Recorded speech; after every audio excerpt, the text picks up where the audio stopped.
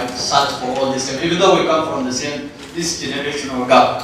But for me, he's a young upcoming Gen Z. But you come from the recent country. But we never met. We met him here for the first time. And I think he's a harmless youth. Because generally people about the youth.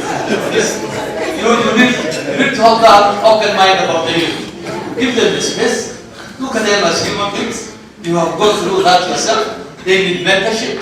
So he's been with me for the last 2 days and he's harmless.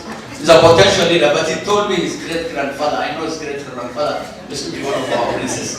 He's called the great-grandfather. The great-grandfather, not him. You see, you have a background. And the idea of to conclude, he's also partly a camel because I've been sending him great videos. When I want to go for tea, he serves me. And you know, with a camel, those of you who do not know the characteristics of a camel, or when you are actually shifting nomadic from place to place, and harmlessly takes them like that. So let's give the youth an opportunity. Thank you. Thank you so much. Thank you so much. So what are you noticing? Let's just have a broader conversation. What are you noticing about your identity and that of your partner? Because we had an opportunity to work without them as well. Just name the people.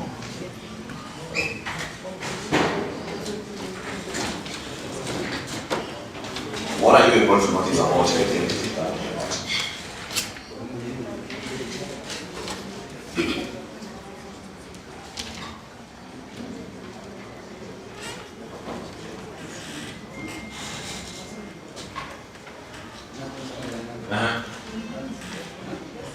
What are you noticing about your identity? That of your partners. You are able to share. See, you are able to share your identities. What are you able to notice about your identities? Anyone have tried? I never say you give young people to say. You wanna try? What are you noticing about your identity and that of the people close to you? Yes. According to me, I think they are similar. So we similarize their characters. We have similar characters. That's a shared identity. You have shared identities. Isn't that right?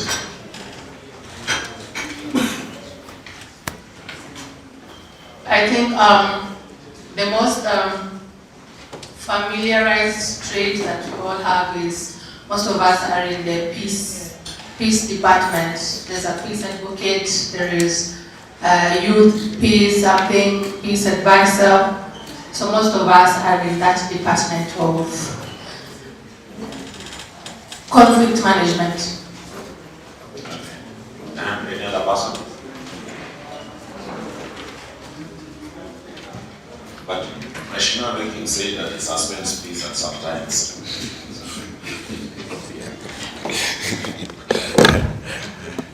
So you learn that you have shared identities. Is that right? So this module is called my identity. So when I asked you to ask yourself, who am I? Was it easier to come to one identity, one adjective that best describes who you are? Because actually, we have what we call knowing thyself is the biggest problem. Knowing yourself is the biggest problem.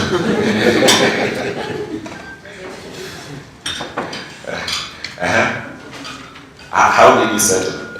Knowing yourself is the biggest problem. How did you settle on one identity to be your main identity?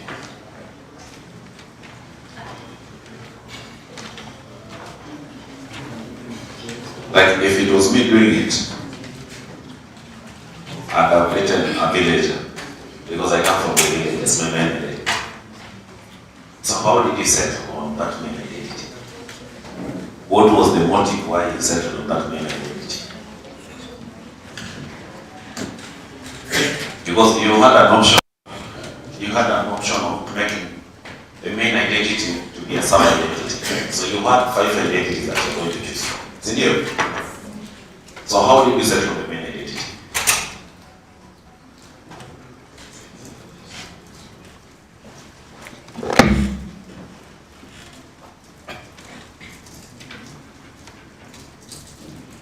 Thank you. So I'll settle my main identity based on culture and relationship with people around me. So what was your main identity? My main identity is I think I with the person who knowing yourself is the biggest problem. So you don't know yourself? I don't know myself. I'm still learning about myself. Yeah. So I cannot at this time I cannot say that I have my main identity. But I'm an African.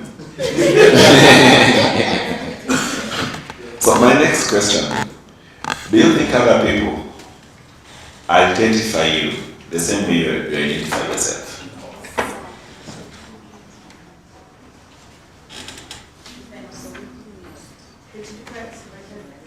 How does it depend? Yes, Oscar? Do you think, I told you to turn to your neighbor, ask yourself, who is this? Do you think people, other people, not people, other people, identify you the same way you identify yourself? Yes, sure. There's a response here. Think about that question. Do you think people identify you the way you identify yourself? No. Actually, how other people see you matters. And they keep correcting me. No. It depends. It depends. Yeah. Sometimes people identify with your character, how you speak, how you sit with others, how you interact, your appearance. Everything about you explains your character and your identity. Okay. That is true. Cynthia, we were talking about, we're having a conversation about peace funds, and we are heading to an electioneering period. And I don't know if I'm privileged or not privileged to come from the best constituency in Kenya. I come from Kasibu. Sounds like a true competition. Yeah. I come from Kasibu. And we all know about Kasibu. I think when you talk about ownership and everything, election, violence, I think the first constituency that comes to the mind of most people, the first county is always Omami. And we know whatever happened in Omami around 2 or 3 weeks ago. Is it 2 weeks ago or 1 week ago? Yeah. I'm privileged to come there. I don't know it's a privilege or what. But then, the reason I'm telling us this is because of our identities. Some of the goods that I was told that Vikings told me not to use that word because some of those people who suspended peace in Kasibu are people we know. No, they are not here. They are not to us. But it's because we have different identities. It's because we have different identities. Sometimes they can suspend this. And it's all about identity crisis. It's how they identify themselves. So this takes me to my next question. Is there a point that your identity has placed you into a conflict setup? Yes. Please share. Eric, nobody is the same for 2 consecutive days. Forgive me, I'm a bit talker. Unless somebody, as a result of every book you read, every person you come into contact, your attitude changes. A man can only remain the same unless he's a fool, you know? You keep changing. You keep changing. As a result of every, so, thank you. You know, it's dynamic. We are not static. As a result of everybody you come into contact, every book you read, your perceptions keep changing and you keep acting differently. So nobody is the same for 2 consecutive days unless that person is a fool. Thank you.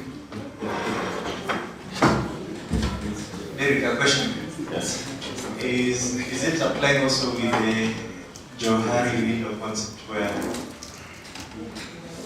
You say you know your Janasi. Johari window? it's within the principles of communication.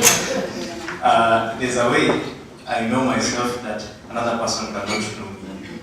There's a way you know me that maybe I don't know about yourself. There's a way we both don't know anything about myself. So it gives you the both lenses of identity and misidentities that happen.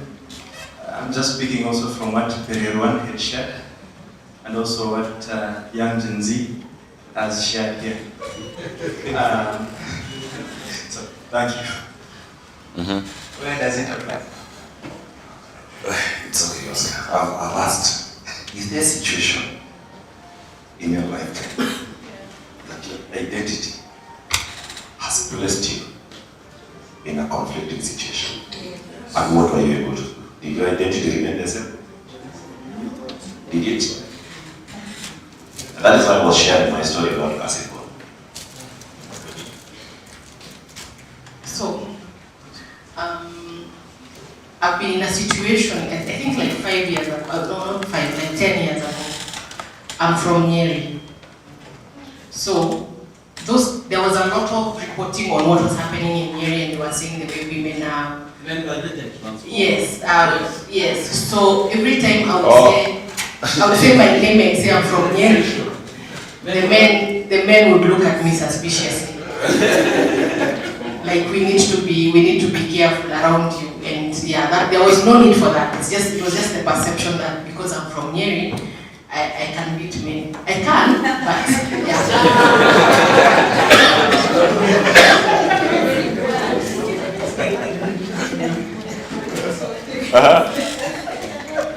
And then that person.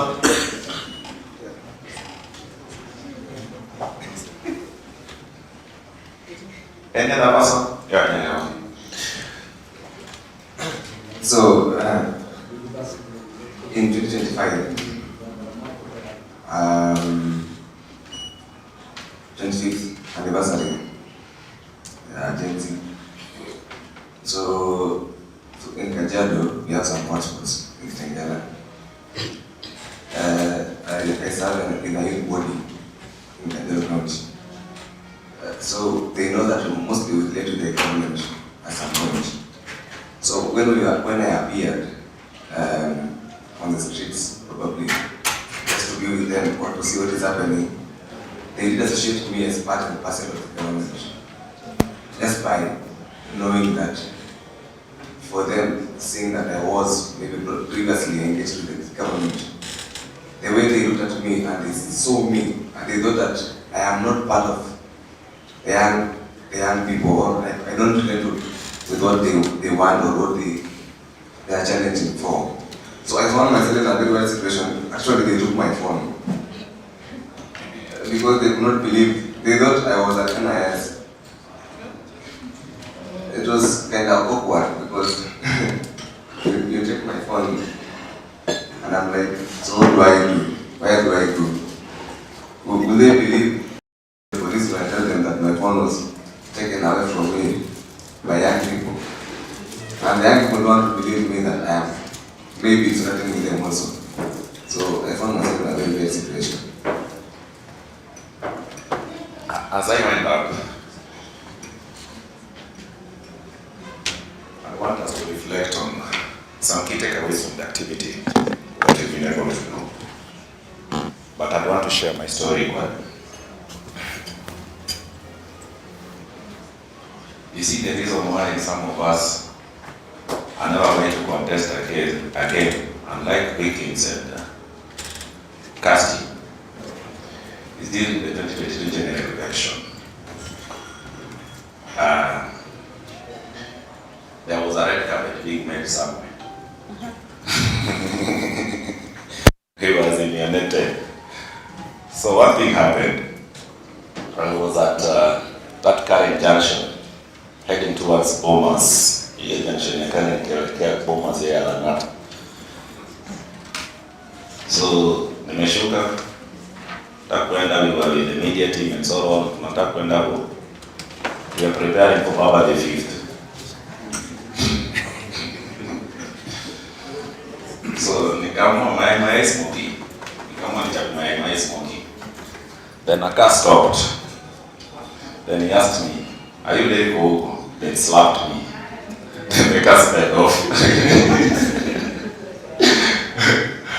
I went back at home and closed myself for around sikutoka for around 2 days. Sikutoka for around 2 days. At that time, you could call your friends and they are telling you, carpet imeundwa, sijui nini.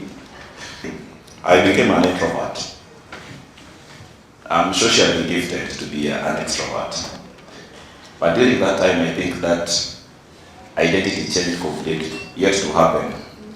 And I was like, is it because we are supporting Baba the 5th or something else? But I think that changed my identity. It did change my identity. So one thing that I want to tell us is that as I went up, that each and every person has a complex identity. Though I've not heard somebody saying I'm a girl, I'm a boy. Some identities are inherited and some are chosen. You choose the identity that you have. Some identities you can inherit. Like if I decide to say that I'm a villager from Katieno and my son calls himself I'm a villager from Katieno too, he's inherited the identity that of the place that I come from. Senior? Yes. And some are chosen. You can choose to be a professional photographer or a videographer. You can identify as a videographer or a photographer. You can choose to be a goon. And you identify to be a goon, but we don't advise you to be a goon. And each and every person's identity evolve and they reflect who we are becoming over time. You realize, I want us to think about it. You realize that your identity always evolves. When you are a young person, your identity was evolving, and over time it has reflected who you are becoming. Senior? Yes. Some of you might be privileged to be appointed to higher offices tomorrow. Maybe your identity will change to be a commissioner. Senior? Yes.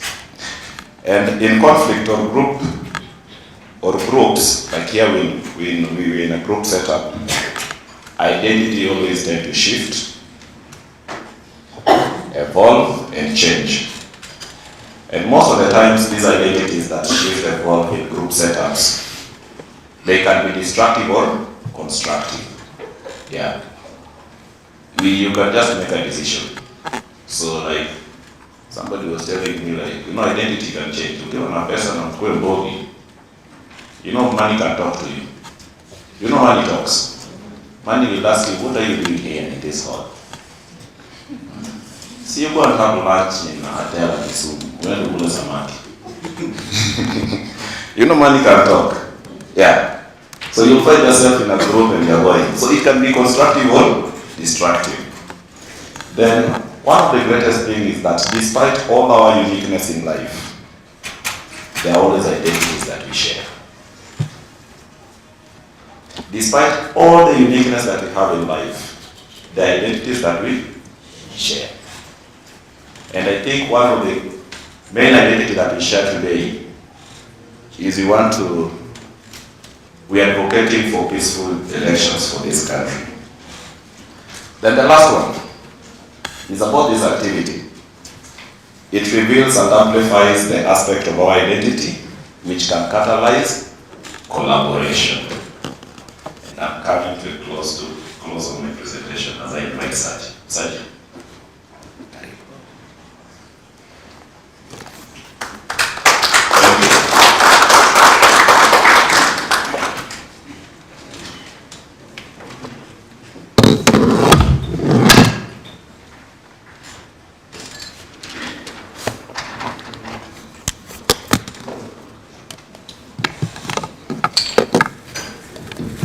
Please give him a big round of applause for walking us through this beautiful morning. So I inspired by the earlier introductions of using German and others, I want to start by saying Suba Dasanakveva, Mage Namasaji, and why their role matters globally. Today I want to talk about 3 truths as it relates to this process. Through all these terms, delivery of tech, Romesh, Polish, raise your hand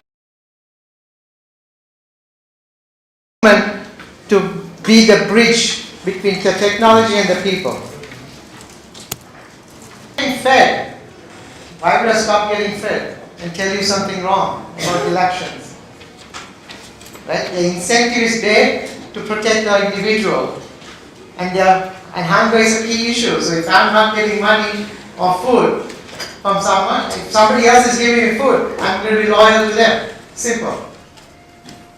So trust helps overcome some of those barriers, and technology helps in that if you have the architecture to do that. So I'm going to talk a little bit about the architecture now.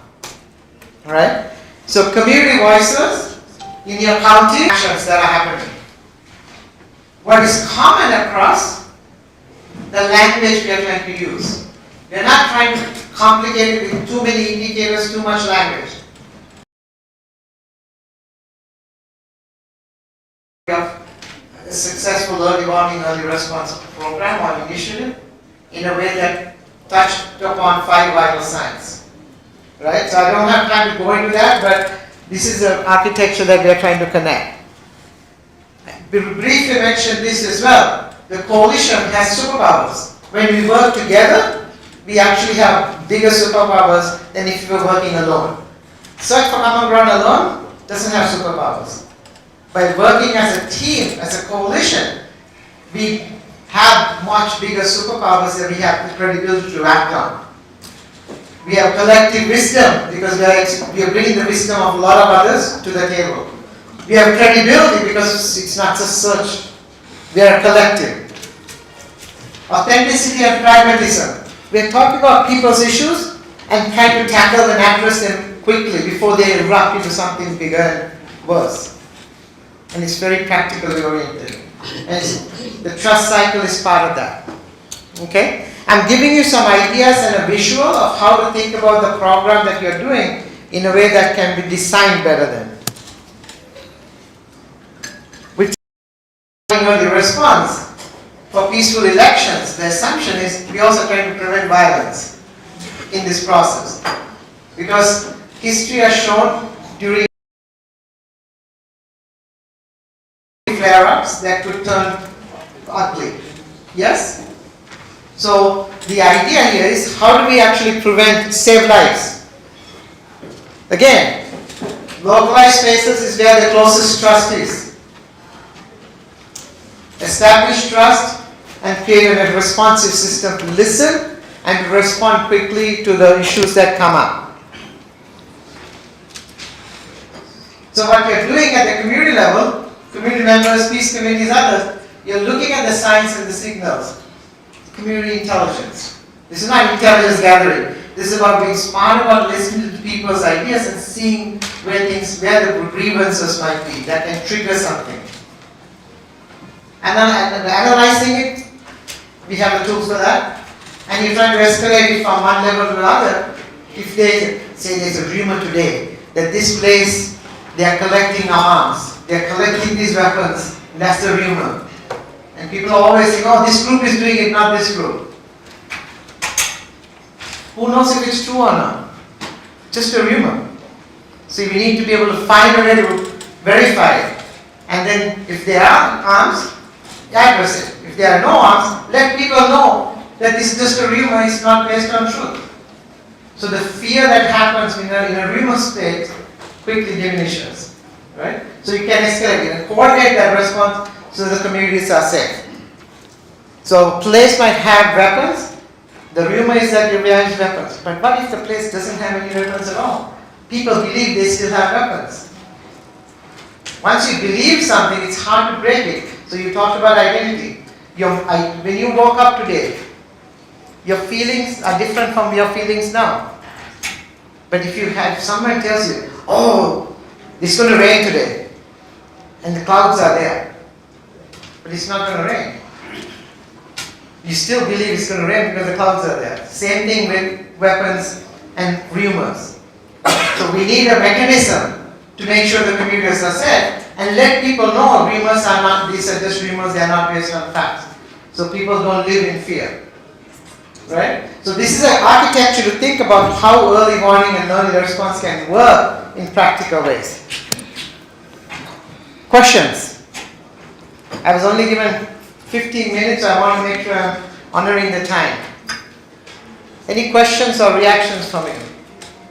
I like to have a conversation. I don't like talking at people. So I would love the way if you can push and challenge your idea. What's going through your mind as I share this with you? Yes, sir. Thank you for the insight. What has come to my mind is the top-down approach in early warning and early response that is not working in our country. Because we just say something that unless people trust you, they can't give you information. I think that element of trust, especially the early warning component of production, is very important. Thank you so much. You're welcome. Top-down is important, but it's not functional without the pulse of the people. Right? So yesterday, I mentioned, sorry about this. So here is a mechanism. Lived experience is community voices. Lived experience counts. This is how we measure. Expert observers are all of you. At the county level, you're listening, you're paying attention, you're doing surveys, you're getting WhatsApp messages, you're having conversation, you're arguing with people. We do that all the time. But you're also listening as you're arguing, which is not something we always do very well. We don't listen enough. We talk more. Expert observers listen more. So this is a job for expert observers to listen and then align those to what you see, to national standards, county standards, international standards, and tell the story how we're actually making an impact. So this is, I shared with this process yesterday.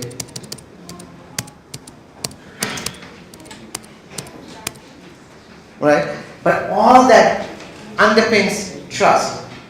Think about ourselves. If you don't trust our members in the family, will we be honest with them?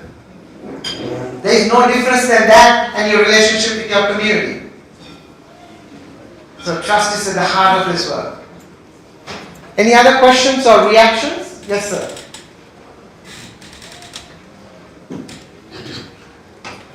Thank you. I think it's very mind-boggling the way you presented the design of the tech and how then it brings out factual information.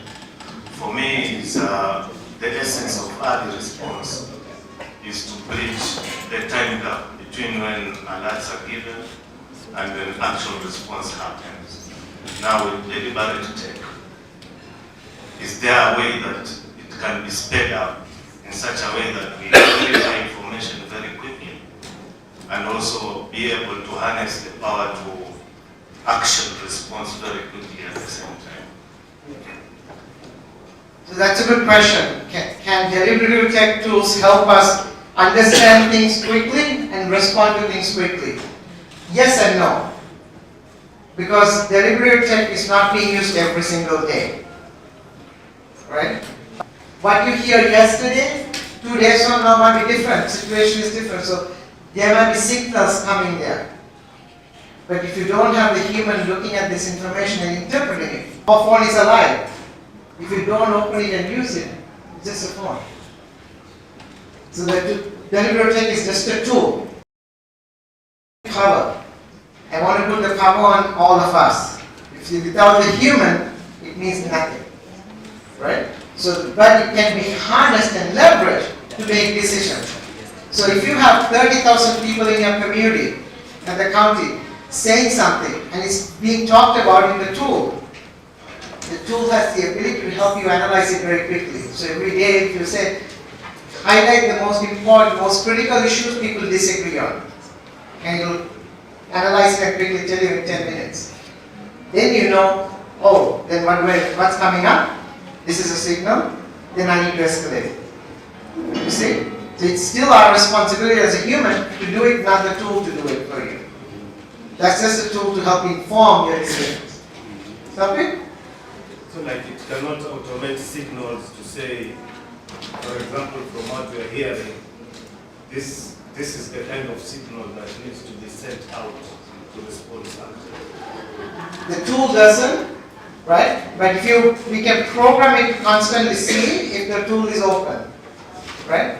But the response has to come from you. You have to tell somebody else. I'm hearing this. So it's not just my opinion. I'm saying blah, blah, blah, as a technology, blah, blah, blah. But you as an individual, as an expert, you're seeing it, you're analyzing it. But you don't have the authority or the power to do anything. So you have to talk to somebody else. Convince them this is what you're hearing. And then respond. This is the challenge with this top-down versus bottom-up. Convince the police. If the peace committees are not involved, we have to convince them. They haven't seen the data that you have. So it takes a little bit of time to convince people. And then if they have it, then how are they responding?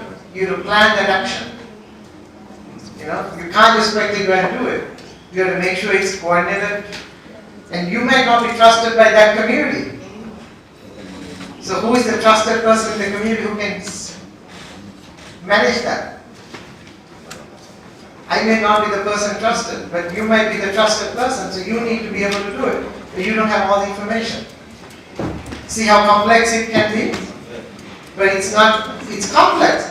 But that means that we have to work together. We have to rely on each other to respond quickly still. Yeah? Yeah. Thank you. From the village perspective, there are what you call hotlines. This training is a very good training. Early warning, early response. Is it possible to have what you call hotlines, and so that you can talk to somebody from the site for common ground, and then because you have access to the Inspector General or the Deputy Inspector,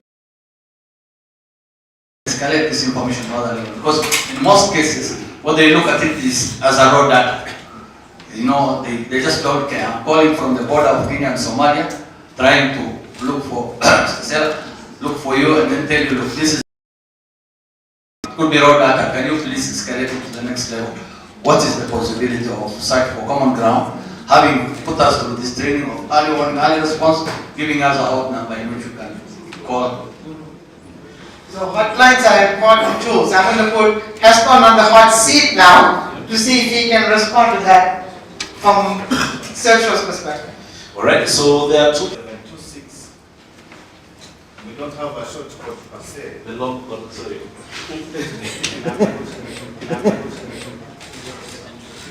Can you repeat the code again, please? Okay.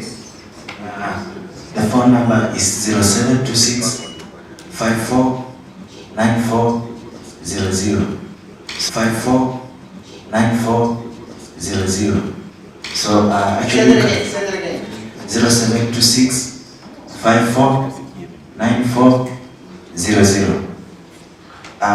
The phone, you can actually report through an SMS. You can also send a WhatsApp, and then a phone call. It's all available. Then you will also have an email, alerts@kekoske.org. alerts@kekoske.org.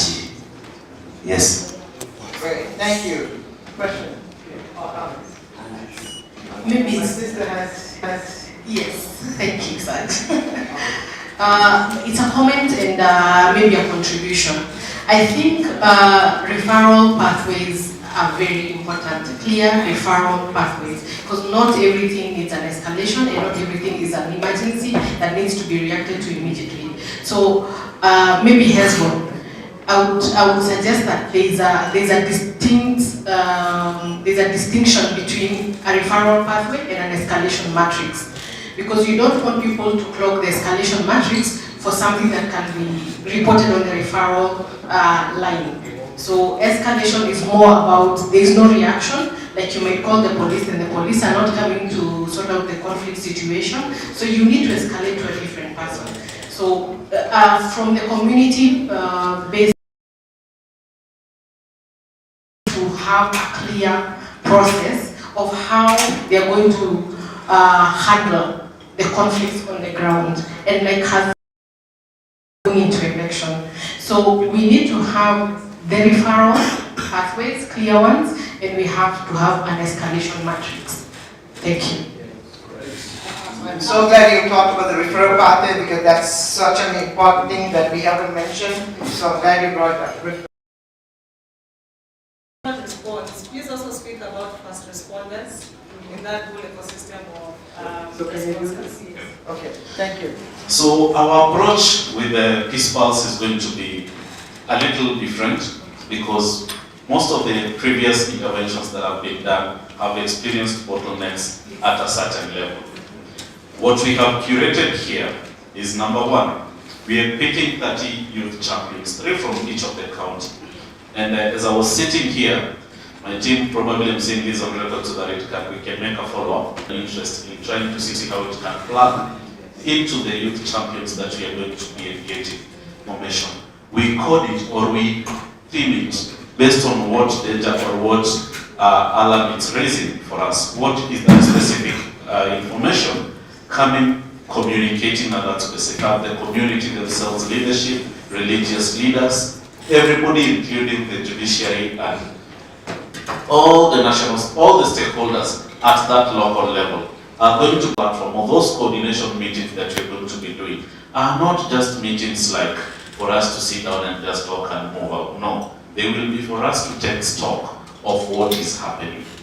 The other component that we need to be able to look at keenly is the supporting to de-escalate issues. We have a small fund we put aside, I think around $7,000 per county, for us to be able to identify and de-escalate initiatives, where we realize that there is a very huge need on capacity with either the duty bearers or the communities. You know, for example, you go to a place like Garissa, you'll find the dynamic is different from Kiambu, because in Garissa, a lot of the conversations are going to be done with the elders and that kind of stuff. In Kiambu, a Gen Z will wake up and make a decision and say, you know what, I'm going to vie, and nobody will challenge them on that. So looking at the dynamics that will come from Kiambu based on what we receive by the analysis of the early warning that we will have received. And we have a dedicated colleague who will be sitting, basically working on conflict level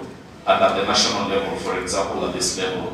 They are also distributed widely to other email, to a mailing list that is wholesomely leaving no one behind and leaving no specific idea or anything that would be helpful or beneficial to the process behind. I hope I have tried to bring that down. To be the first people who come across this information are going to have those direct linkages through the coordination platforms that are going to be happening every month. We were informed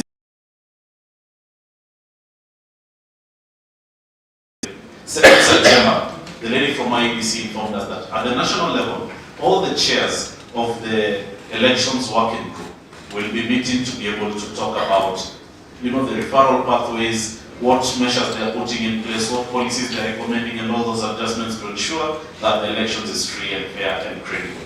On our end, we will pick what has been done at the national level and cascade it down to the county level. The youth champions at the county level will be spearheading these initiatives to ensure, by the time they share with us their alerts, they will also be flagging the violations that are happening. And as we do that, when we sit that, we are addressing the issues as they come, and we are being responsive to the emerging issues at the county level. That is maybe if I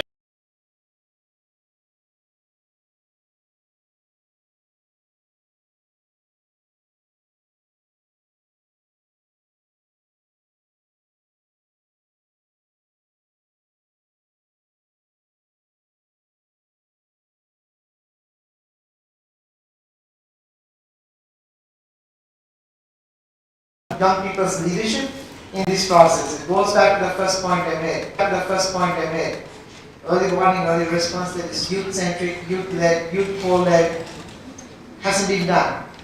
So you are being the trail.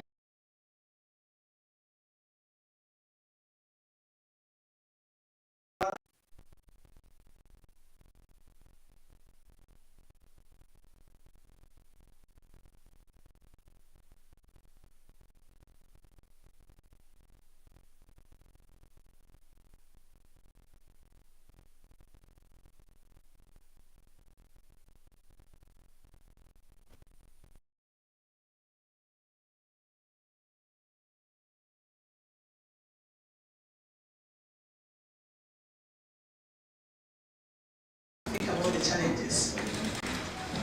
We might have 47 champions. As we have people called, we have monitors, peace monitors on the ground. And we do not have them in the counties. We have them in the region, the 8 region. As much as a champion, a youth champion wants to report, resources are needed for that youth or whoever it is that is reporting to make sure that he or she fits into that system. For that person to be operating airtime, he needs logistical facilitation. Some may even ask for offices, but don't be shocked. So I think as much as we are looking at this, it's so beautiful and everything, we should look at the challenges and face the challenges. We have a system and someone to manage the system. I am talking from experience. We have someone to manage that system, or rather, will you do it by yourself? Are you able to chip in? The systems keeps on improving every other day. Conflict is very dynamic. Today we have, in other days we did have Gen Z movement, and what we are seeing now is right now in the political arena. So I think we need to also think of how we can classify these conflicts in terms of if it is conflict related to resources, if it is political, cluster them in that manner. And then from the beginning, have your TOR set for the champions. You just sit down and think of this is what we are doing with you, and these are what the terms are saying. Maybe if it is permanent, if it is a stipend, just make sure you have mentioned from the beginning. If it is a contract for whatever term, and I don't know how we should always think of the sustainability of these systems. And my humble request is to rather have a short code than having that long. You will go to the village, someone from, I like saying Illeret because it's the farthest. Illeret sub-county, it's now a sub-county. You tell that person 0, I think I think it's 0726, will that person even get those contacts? So it's easier when we have that short code and just tell someone, give me 100 or something. It's easier for even someone to relate with and to action on it. And my other question to you is, if we have Kekoske dealing with the systems, are we sitting in the same office, or how are we operationalizing the whole system? Thank you. Thank you for bringing up some really critical points. I'm really happy. This is not a perfect system. We are not inheriting a perfect system, and we are not developing a perfect system. But together we can improve on it as we go. Right? But husband, can you respond to some of the concerns and ideas she's shared? Yes. So thank you very much, Zainab. Zaituna. I don't know why it came Zainab. Zaituna. Key thing is that if these questions were not being asked today, then I would have felt like we don't have the right people in the room. But the fact that these questions are coming, because this is our first major engagement with the the stakeholders, and they need to be able to understand how everything is wired, then we have the right people in the room. I'll give a brief, and then on the section where we will speak about the project, our partners, both KCOSCE and KCYPS, will break down micro details during that session. So for now, I will respond to 4 areas. Number 1, in regards to the system. One thing is that we have, for the last couple of years at Search for Common Ground, been able to manage and work with conflict monitors on our countering violent extremism work. Every quarter, we have been able to produce a conflict snapshot from the specific regions that the specific projects have been targeting. The approach we have taken has been using the number, the mobile number, and of course having a certain number of champions, let's call them the conflict monitors, who are on a certain stipend, operate and feed into the work that we are doing. These monitors are actually some of the beneficiaries of the different projects that we have implemented in those different counties over time. Our approach of engagement with them is that we do not give you an office. We do not expect you to be in an office. What we do is expect to get information on specific parameters that we have set on the TOR. You keep feeding that, and the stipend you get is based on at least having to share with us a specific number of alerts or specific number of information. In terms of sustainability, why are we still using the long phone number? This is because if you go for a short call, you need to keep servicing it and paying for it on a monthly basis. Sometimes the application and grounding of that system takes quite a long time. And looking at where we are in terms of timeliness, we may not have enough time to be able to build a totally new infrastructure that is anchoring the short call. And given that we do have some focal people in those counties, the champions, the organizations that we are working with, the stakeholders that we are bringing on board to ensure this gospel gets to the farthest end of the world, we are happy to work with the mobile number at the moment, but because of the resource constraint. If we had enough resources to be able, and at the moment, I would find it easier to spend, let's say, $20,000 to convene 5 of these kind of meetings, to have the coordinated platforms come in and address the bottlenecks compared to just giving that to a system at the moment. So the prioritization leans towards sustainability because the mobile number just means normal airtime, right? But basically airtime and data. We have Wi-Fi in the office. You can get to access this from anywhere. And then also it's easy because it is pegged on one specific core user. There is only one person who has access to that kind of information. They are the only persons who are able to open for access and still lock it. Of course, to ensure we control the privacy and all that of the data and the reports that come in. In most cases, the systems get easily prone to manipulation, hacking, and that kind of thing. Not that the mobile number is foolproof, but at least it gives a certain level of confidence when I come to tell you that please share with us what is happening. I know that only one person, if there is any breach, has access to that specific data, and they could easily, it's very easy for us to be accountable by tracing to get to understand who has done what or who has done that breach. So just in summary, we do have the TORs ready. We are working on training this group of people from the 7th to the 10th of September. We're going to be in Nairobi. Of course, we will pick up, now I am preempting already, part of the action planning is the last session. But we will of course have NSC.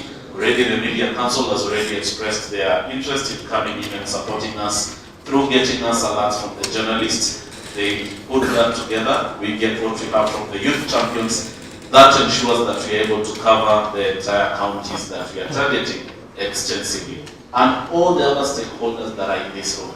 ODPP, I saw you also, ORPP, I saw the recruitment of your monitors. How can we also ensure that we are linking up all these systems? NCSE has a very robust system that is tackling issues of hate speech. How can we be able to pick on what you have, what is existing over there, what we have here, what we're building here, to ensure that we create a major, a legacy kind of a system that is able to support our country peacefully, but also contributed to the body of knowledge when it comes to learning and understanding conflict trends within Kenya. We were meant to talk about combining efforts from NCIC, from the COSET. And yet, for example, the project has one monitor in Nairobi, isn't it? Who might not be Madari at that particular time. And we, the procedures we're talking about, we have people, we are going to be in boardrooms, we're going to be, or unless, now that's what I'm saying, unless we are talking about, we are going to be reporting situations or incident reports after. So unless whatever, or with the people that we are intending to even train, if we don't link them with the, for example, the peace structure, because peace structure starts from with the systems we're creating. If we are not going to link them with where we are, where the rubber meets the road, then we are going to do nothing. Thank you so much. All right, I will welcome your post here. Can we take two questions and then try to answer them? Is it time? Yeah. For Hezbollah, there is something, it's a point that Zaitun brought up, and she asked, after the election, the peace builders that we have on the ground, what are they going to do after that? Because they're already connected to the community, they already understand the issues in the community. Is there something that they can do past the elections so that they are not temporary people that come in only when we're doing elections? So what else? What's the other thing that they can do? Thank you. That's a question also I'm going to ask Christine to tackle as well, because the coalition has been thinking very carefully about that. So let's take the first one. There's one more question over there, and then we can proceed. I was just commenting. Okay. Hi everyone, my name is Lydia Karancha. I work with the Social Justice Women's League as a convener. So now, whatever he's really saying, in Nairobi County, maybe let me say from my constituency where I come from, we have formed a peace committee involving the Wazoo Wakumi, having the chief, we have the community leaders. So the whole sub-county, for example, in Makassi, we have a team of 11 people. 11 people which are reporting. Now whatever he was really saying, even if we have 3 people from the county, and then from the sub-county, they go from 17, they choose 5 people. At least we're able to trickle down the information. Maybe the data that we have, or the TOR, or the that we are going to form, because I know different organizations are preparing themselves for the elections. The incident report, whatever she spoke was very important, the referral mechanism. There's an alert here, but if you have a referral mechanism which is very clear, if someone is being, there is a conflict in Madari, what do I really do? Do I have to inform anyone? Also the type of report, also when you're in the training maybe, the TOR, the monitors, they should be taken. This is how you write an incident report. And also, I saw something on that although I was receiving a call. I will be glad because we cannot be working without the data that we are going to be using. So what kind of data do we really want to collect and how we're going to use it? One more comment and then we'll try to wrap up here, because there's a lot that we haven't communicated that we are now coming out. Okay. Okay, hi everyone. My name is Immaculate Onyango. I'm from NEC. I want to believe that the people who are going to be trained to be taking these, because every different types of organizations have their own peace monitors on the ground from different counties. I believe that's why there's that stakeholder engagement to know where which organization comes in and where whatever you're doing and your roles and your strengths. So I also wanted to comment in terms of incidents reporting and situation reporting. First of all, right now we are in the digital era and most of the things are supposed to be done digitally. But before we do the incidents reporting, situation reporting, connection with the peace structure and all that things, I believe that also this team that is going to do this work are supposed to go through a training on media information literacy, fact checking and verification, so that they can be sure on what they are doing, what they are reporting on ground, so that they know which information is false and which one is not false. Because right now we have a lot of online emerging risk, politics, polarization, and things like that. So my comment was just on that point, and I was also adding the point of if we can have a newsroom, because as much as we have the peace committee on the ground, it is also good to create a platform which, more like a situation room, because no situation per se, but newsroom. Because we have youths on ground, and sometimes most of them are always quick to know what's happening before even these peace committees get to get that information. So if we have which we call the newsroom, where they share the information on ground digitally, it is also very easy because it's also going to be a fast way on tracking incidences all over in between the counties instead of just focusing on different places. So yeah, that is what I wanted to comment. Fantastic. So let me enough with our timing. Some of these things are going to be covered, and actually, what you're saying is that at the action point, is being planned at the action point. I would want just to respond to both here, and apart from these monitors, a successful early warning system is effective as far as it's localized. So the deeper it is localized at the community level, the effective it is in collecting information. And we are looking at all the structures. There are places we have very strong peace committees. There are places we have very strong Yubakumi structures. There are places also, other organizations are also setting their own peace committees. So just for information, the knowledge that's got here is not limited to the peace monitors who are here. In fact, some of those coming for the training are from the peace committee structures. So it's something that is broad to ensure that it captures people. One of the challenges that comes in this phase is this, that those people who are responding, like maybe like the police, they like to receive the information in a particular format. While the person giving the information is just giving a narrative, may not be having some other way, communication challenges, and other places are so vast. For example, Tana River County, Kiona hiyo peke yake, it combines in Western about 5 counties, just to make one. And then the places, connectivity is a big challenge. So we face this every day, but one thing we know, the chiefs are all over. We know that the police, the OCS and the rest are all over. So we have a way that we think when the structure is so low, so localized, we are able to get us more information. And then we are looking at not reporting incidents after. We are looking at how can we preempt before the incidents happening. So we also believe in that even those peace committees, as we are talking right now, they are not sitting. They are also preparing on how to reach out. For example, what Kekosk is doing in these other areas, we are actually training and supporting the peace committees to move to the new structure that the government has given, like increasing the number of women in these particular groups, the number of youth. Most of these peace committees ni wazetu kama sisi.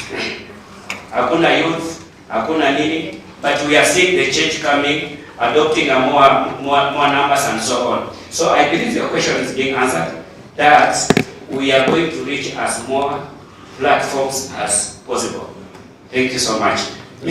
So, just one addition to that. The other thing is, we are bringing these people, the key stakeholders at the national level here, because of also their grassroots networks. So in case we are not able to pinpoint something within a certain area at a certain time, I am sure in this room, there will be somebody who will definitely get something and bring it to us in quite some good time. Thank you very much, Serge. So So before, so I wanted to close this section. So we started the day on a high note with a lot of information actually, but we haven't really shared with you properly what the rest of the day is going to look like. So because the questions are coming up, I'm glad you're asking it. Like husband said, this is your thank you for being in the room because you're asking the right question, right? So let us walk you through today's agenda and make sure that you know what's coming, so you can then take these questions and bring it in those sessions, so you take it and find answers to them, right? And I want to close this session by saying the national strategy on early warning, early response is success relies on what happens locally, not nationally, right?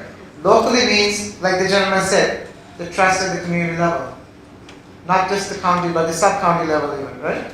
So that's where the architecture really comes to life, not just the national. So what we are developing is how to respond at that community level before you erupt to something bigger. Yes.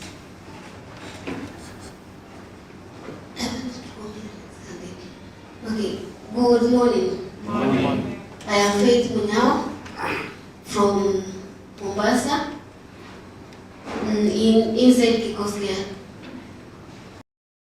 people living with disability.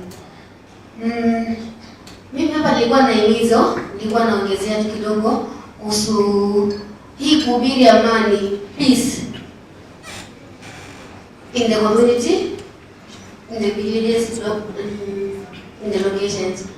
We people with disability tuna uwezo pia wa kuisambaza na kueneza hii injili ya amani. And sijasikia mkiongelea people living with disability in this issue, na ningeomba pia mkusie hivyo. We have our needs. Tuko na organizations na CBOs za watu wanaoishi na ulemavu, na tukiungana na nyinyi kama vile tunashukuru Kikoskia walitukumbuka, and we are one of them as people living with disability. Na mkiongelea hivyo pia na mkiinclude zaidi, tutazidisha pia mashinani kueneza hii injili ya this peace. Yes. Great. Thank you. So I have the agenda here. Harshman, do you want to pull it up from this? I have it here.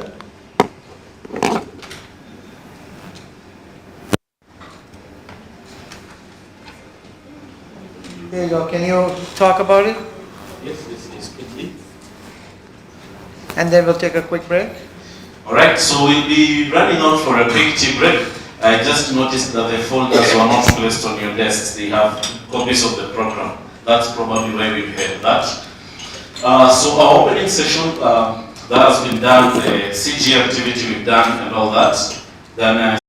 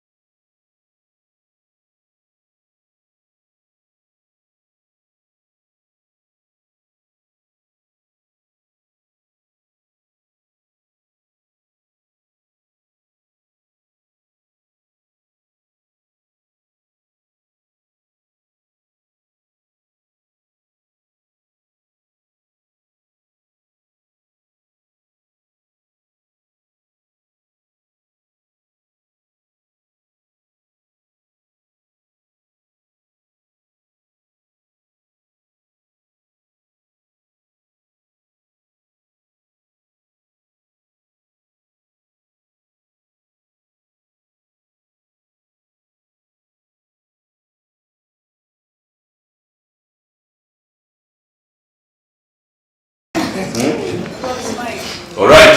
So, based on the conversations of the morning, I think I want us to go back and look at the activities today. Then after these activities,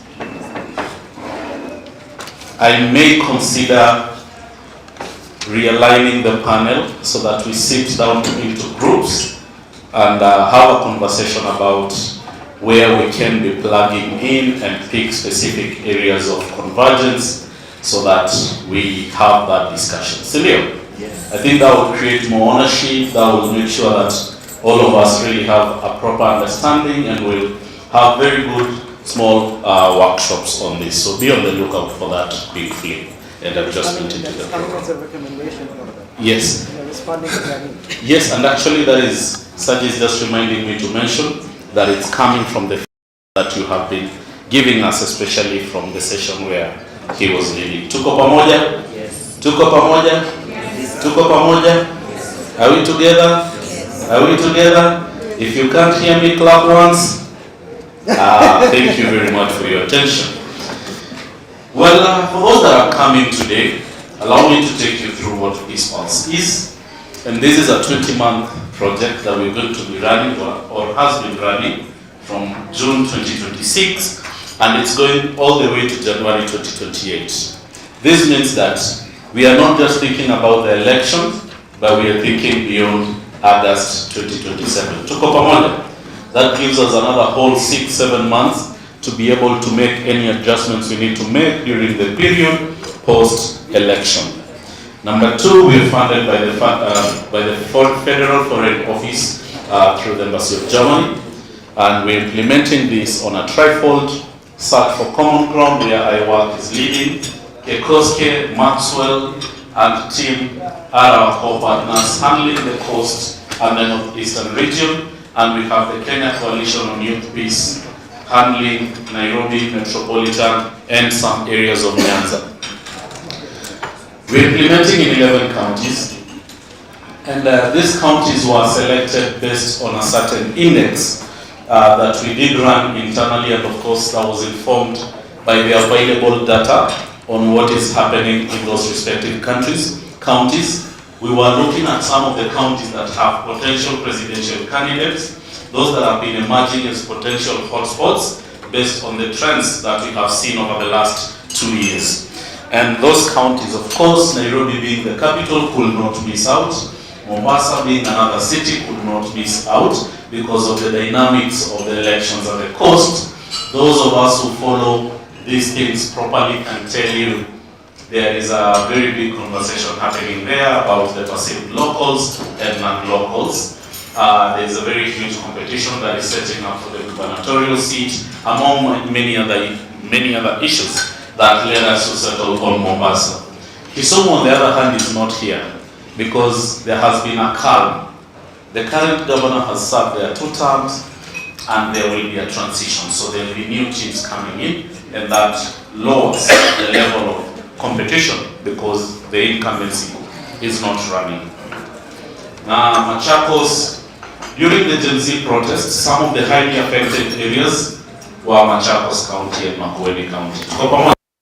And so looking at the dynamics of both, we thought it would be wise to work with Machakos, which was closer to the metropolitan region, for us to be able to see the trends or the influence that is coming from Nairobi to Machakos, to Kiambu, and to Kajiado. Watu wa Rongai mnasemaga mnatoka Nairobi? Rongai iko Nairobi? From Lamu, where Lamu is also represented by the Director Peace Building, we have seen lots of polarization based on our social media listening, based on the alerts we receive, and of course also the election period comes in and brings in another high-stake levels where people start discussing issues, or they remember that there are locals and non-locals. Others remember that they are Swahili, while others are remembered to be coming from different areas. So that's another area where we have a lot of interest based on that, and we've been programming in Lamu for quite some time. We've seen conflicts come out based on religious affiliations and those kind of things, and that is where we would not have left it. And one of the key projects we were implementing to FOB was touching on this county, and the learnings from there, we would only do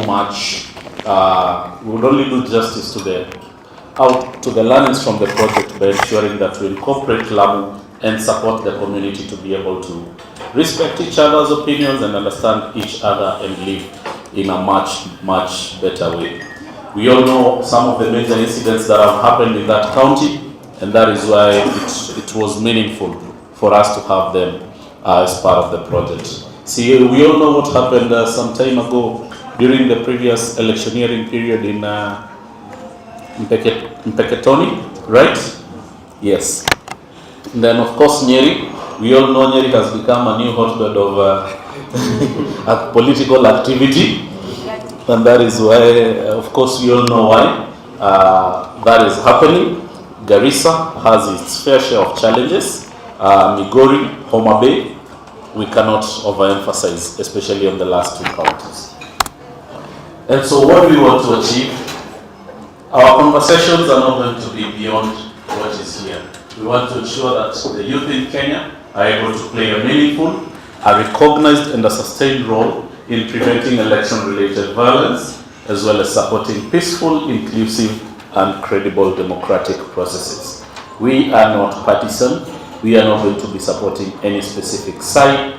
For us, the side that we are going to be supporting is the one that brings peace, or the one that speaks about peace. Tuko pamoja? So our party is peace in this specific case. What do we want to achieve, or what have we set out to do? We want to ensure that youth-led early warning and early response to election-related risks across online and offline spaces is strengthened. As I go through this, I will divide the room into 3 groups immediately after this. And I would want you to pick one of the areas where you feel strong. Whether you feel you're strong on supporting outcome 1, and we will sit together and see to it that we have a discussion on what are some of the key things we should expect, anticipate, and prepare for on that, under that specific outcome. Same for outcome 2 and same for outcome 3. Then we will reconvene for plenary. Number 2, election-related tensions affecting the youth are prevented, mitigated, and de-escalated through youth-led action. Mostly the youth serving organizations, the youth champions, and all that kind of demography will fit in there. Number 3, we are talking about Kenya's election system is strengthened through the integration of youth-led, Ewer, and protected youth participation. To the seasoned monitors, peace monitors, conflict monitors, and all organizations, the peace structure, the county peace structures. Here, we would want to get your ideas on how to be able to strengthen this further.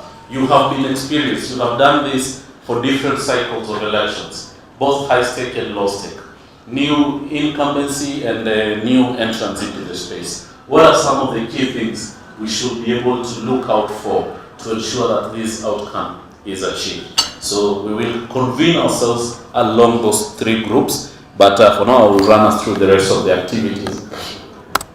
Then some of the key outputs we have, and for example, output 1 is youth-led Ewer systems are developed and operational ahead of the elections. Number 2, youth peace champions have increased capacity to identify, report, and peacefully respond to early warnings, signs of election-related violence. This is what we have envisioned under outcome 1. Kwa pamoja? Those are the 2 major results we would want to get from that engagement. And so to those of us that have an interest into that line, please will be sitting in and picking up that conversation there.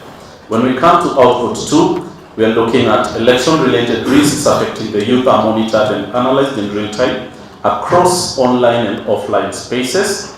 Then we have early warning information is jointly reviewed and acted upon by youth peace champions and Ewer stakeholders to prevent escalation of election-related tensions. Number 1, we talked about leaving no one behind. And once we get the information, we want to ensure that it goes through the right channels, the referral pathway that we were talking about.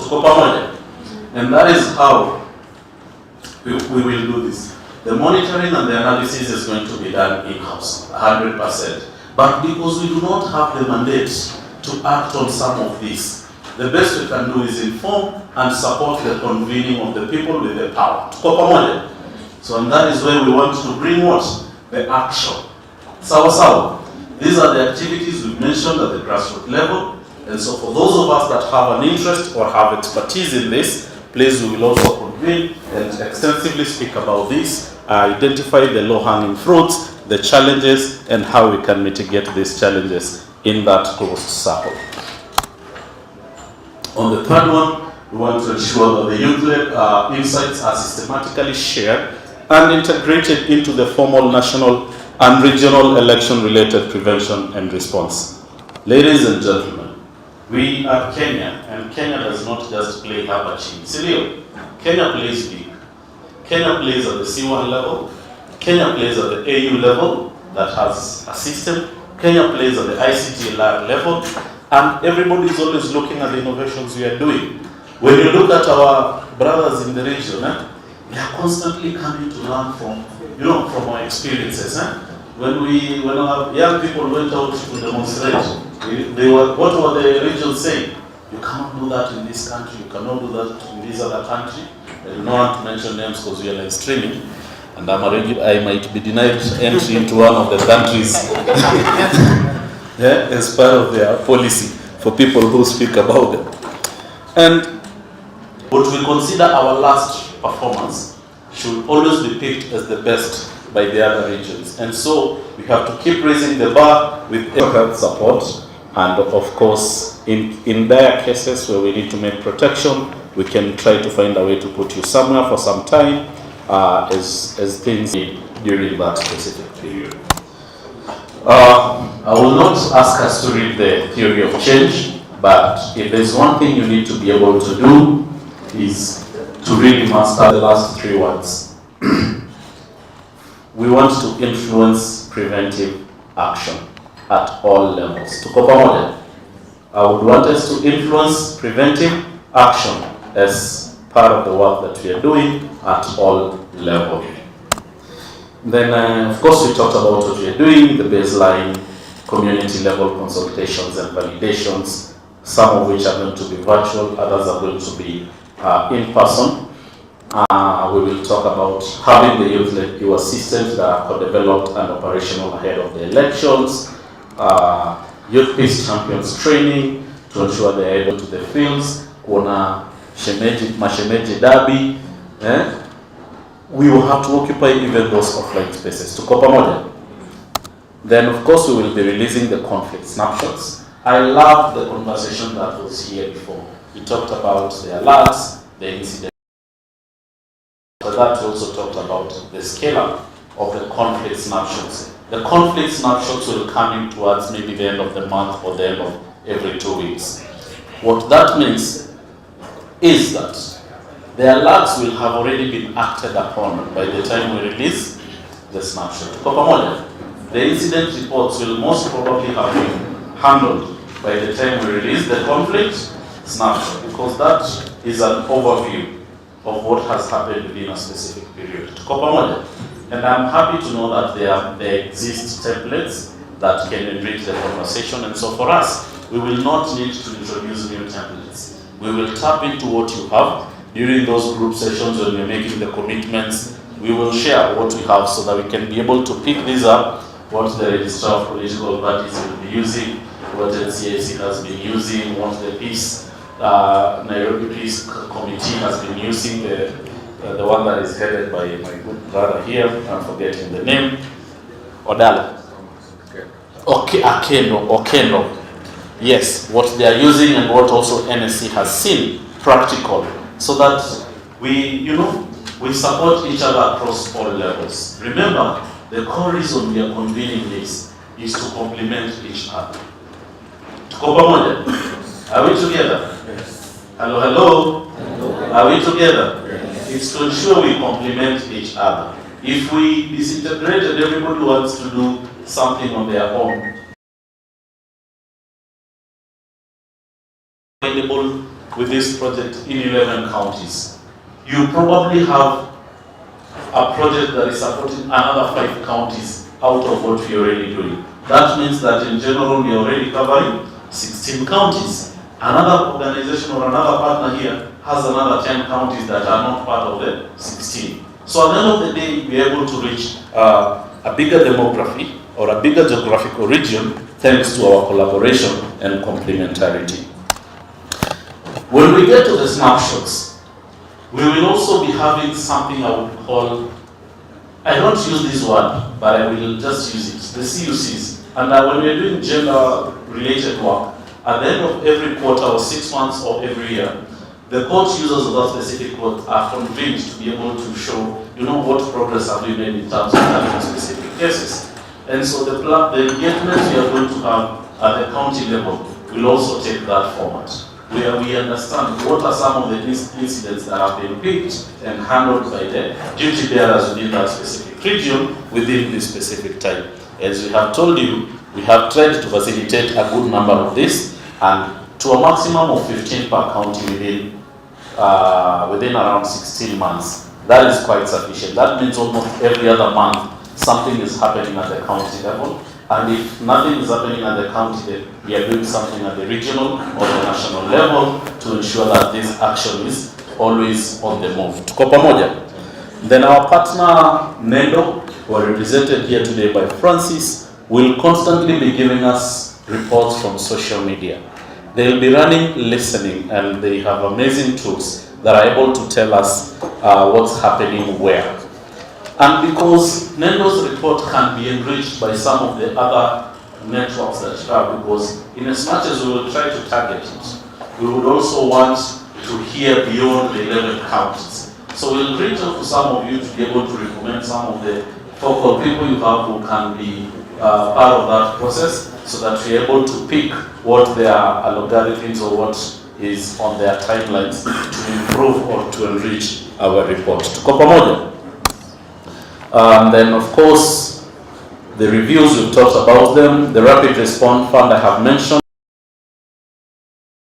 Response Fund that will enable youth peace champions in coordination with the Ewer stakeholders to design and implement timely, conflict-sensitive response to risks identified through the Ewer monitoring.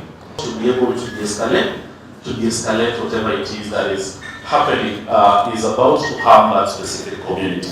We have no option than just to that.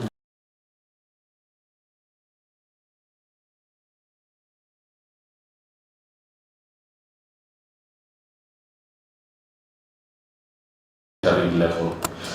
Then, of course, we talked about the sharing of the warning to ensure that they are systematically integrated with the national and other international Ewer systems, so that we are also not operating in silos, and we are also able to benefit from the technology, the advancements, and the skills, and of course, whatever it is that they have at that level. IGAD, AU, ICTLR, and possibly, any other person that will come in with a similar thought.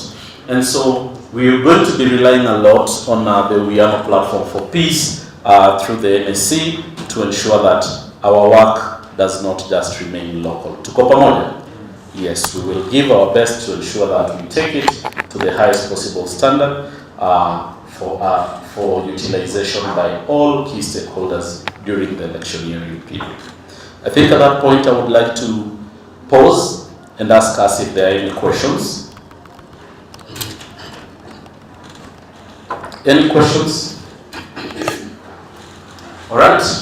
Then with that, I will ask us to break into 3 groups based on those specific outcomes.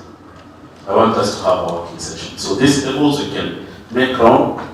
Group 1, 2, 3, just as you are seated. And I want those that are interested in youth-led early warning and early response to move to that side, and we create a working session, an oval or a semicircle. Same to this group here, and same to this group here. We could also decide to pull ourselves at the back, another group here, and another here. Let's make this group, let's break out this room as much as we want. So, okay, let's go to our working sessions now.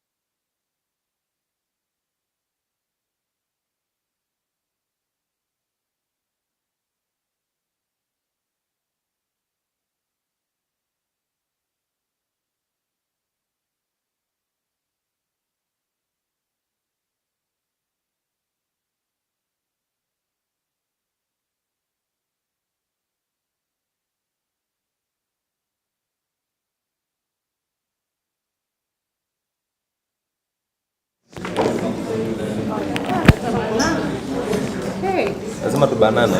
Je, maisha ni kubanana. Unasukuma unasukumana. Ukiguzwa unakuzana. Sema tumeshikana.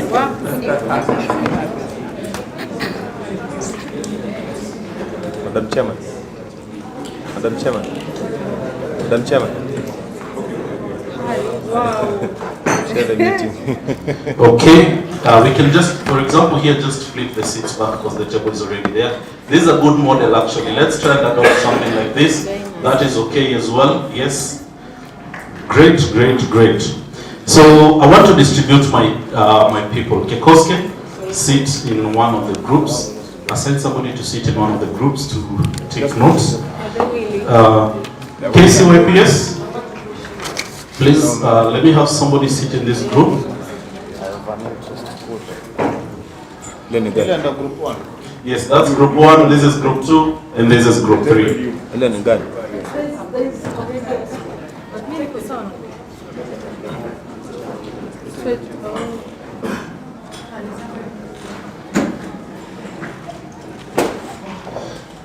Max is here, Barasa is here. So KCOPS, group 2 is on you in terms of notes. Because I want to give the instructions. They were good. Group 1, hizi meza zimekataa kushikana.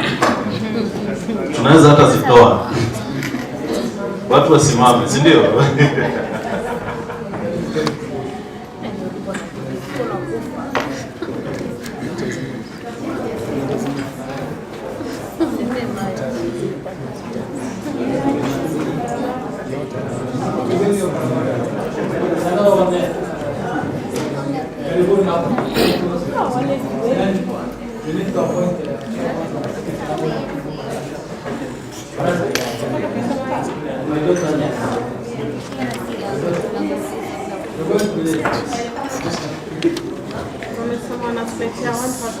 Okay, so based on those 3 outcomes, I want us to break them down.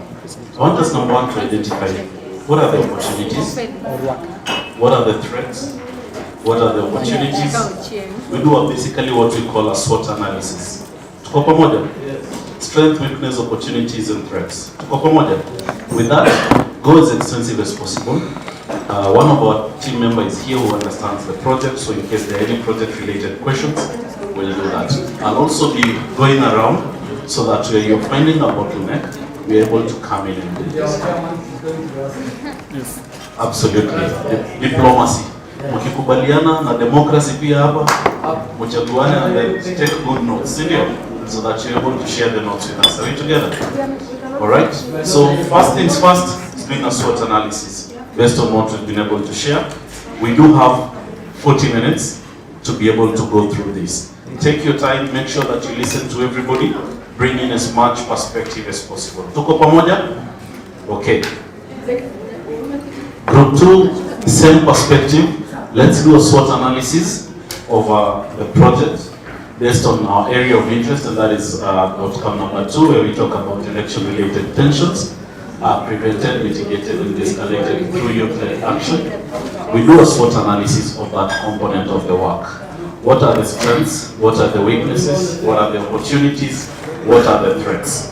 As we do that, we're also looking towards creating our way forward. Action planning and way forward. Yes, get one of us to be able to take notes and one of us to be able to present.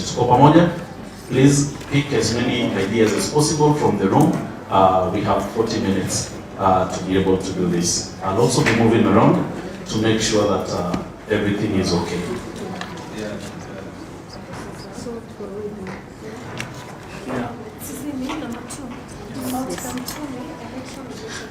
Wenye nchi group yangu sisi ni wananchi, si wenye nchi. Hi, so for me, I'll be just listening in. There might be any question that you want related to the project. I love that. My name is Felix Nwaka. For those maybe who are met for the first time, co-chair Kenya Coalition of Peace and Security. So Kenya Coalition, we have 2 co-chairs, so you don't get confused. So if you say Christian and I, we serve the same position. So basically, I'll be there to guide in any question that you feel is related with the project, and it is like a question. However, you guys will decide who is chairing and who is taking notes for the presentation. Chair madam is there. Okay, nice. I have told you that. Chair, wewe ndio umekaa hapo center sasa una share. Me and him. Kwa tu. Kwa tu chair. Ndio basi wako hapa tuchukulie note. Bazu. Waje tuchukulie note sawa? Utapresent tu. Siogope. Twende tuanze sasa.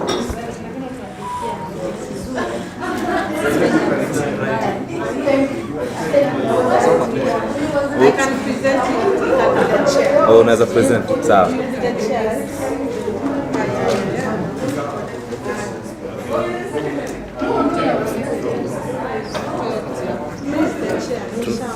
Tunaheshimu hiyo tai. Tai ipewe heshima. Tai ipewe heshima. Uko na deputy hapo. Deputy yako hapo. Nimetoka county number 0. Deputy wako hapo full.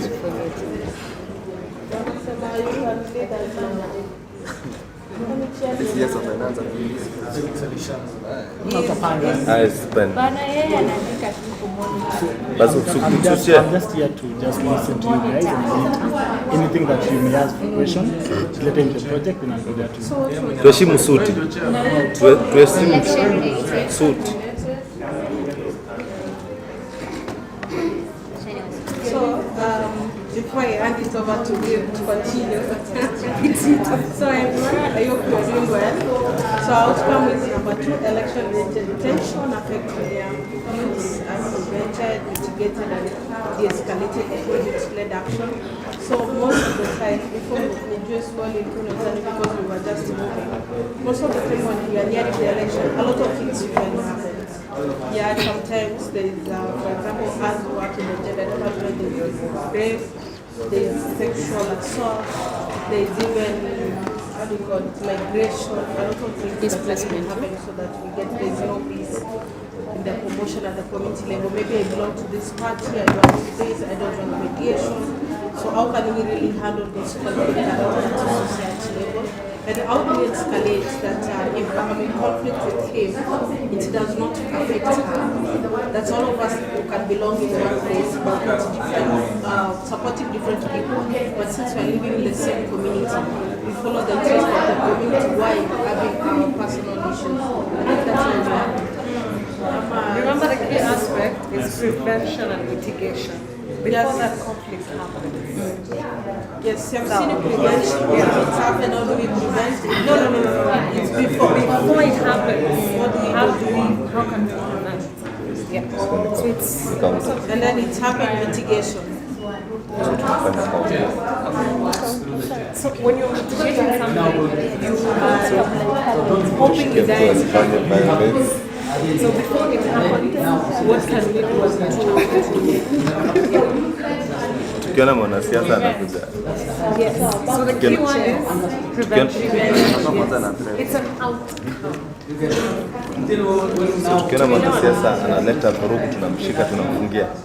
So like for example, before maybe since we are heading to election, maybe before those, what can we really do to prevent? For example, creating awareness, all those things.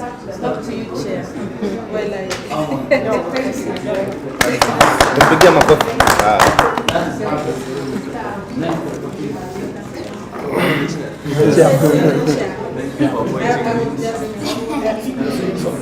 As chair picks that, so the conversation that we're going to do, we put it in a line of SWOT analysis, the way you said, the strengths that are there, the weaknesses, and opportunities, all these are the threats as we speak.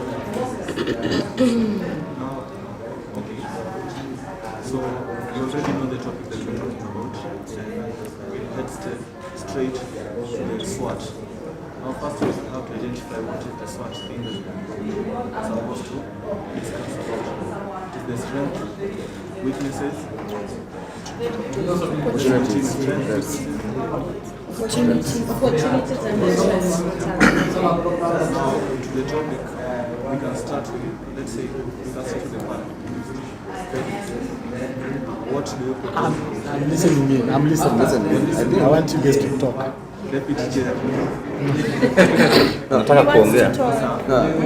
Let me just say, maybe open the way. I think the best way we can handle it, if we start considering maybe it's an issue that is maybe happening around the community. We can maybe say there are several threats that may lead to such a situation that can happen, especially now that we are in the campaign period. So, what are some of the threats that we can possibly identify affecting maybe an area? Like let's say, at this particular time, there's a lot of hate speech. That hate speech is propagated by maybe the leaders, and then it de-escalates to the young people. And then now it de-escalates to the young people. Hapo mashinani. And prefer when you are given the chance to speak, kindly start with your name so that we understand who are we talking to, who is talking to us. I'm guided chair. Chairman, ungependa sweetie. I'm guided chair. My name is Capo Anderson from Kajiado County. As I was saying, that I think we should identify maybe more. We start with the threat, and then we come to now maybe the strength that we have, or we can say we can tackle the situation before, and then the opportunities that are available for us to then mitigate the situation. And then we identify the weaknesses that maybe we may face at particular time. So I propose that we say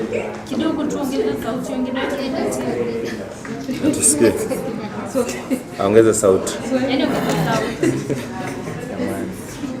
I was proposing, thank you, so I was thinking instead as what Sonona tiko nyuma uko mbele, we cannot even like youth are energetic. That's a strength.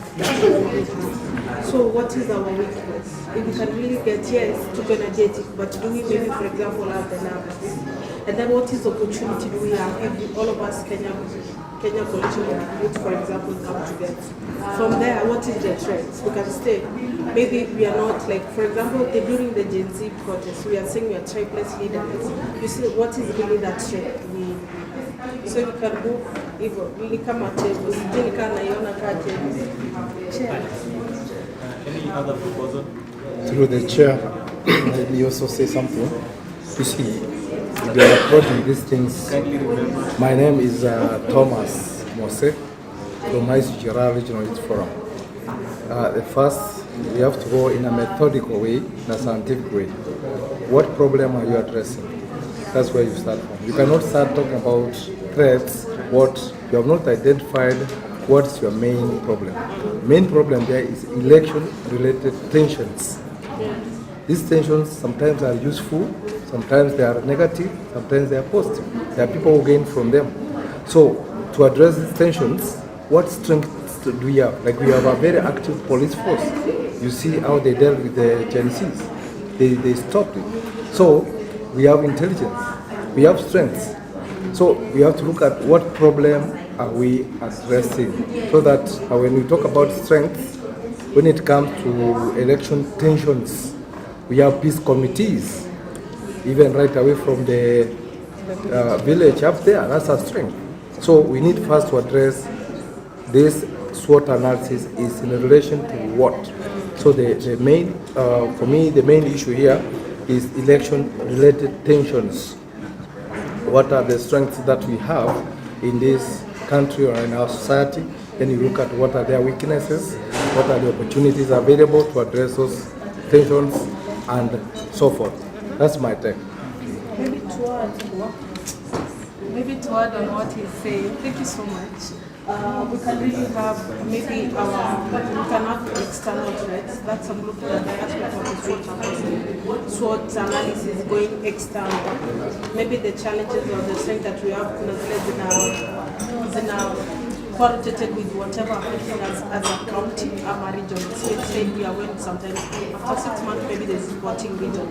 So there's that external strength and materials we are facing, and there is those internal ones that we are facing. And for example, those people and the peace committees and whatever there is. Through the chair, I think we might go with what Ian suggested because it's structure, and then the external will fit into the structure. You also said we identify the problems which related on that. We have agreed that we follow that.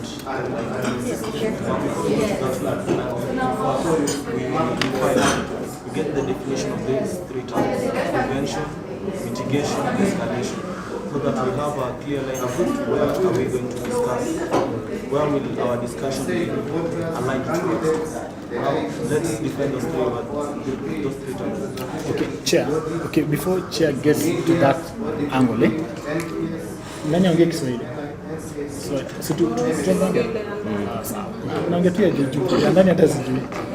So just I will make them. So the issue is this. Let's make it to be very simple. The issue is this. We have election-related tension. Okay. So the situation is that we have election-related tension.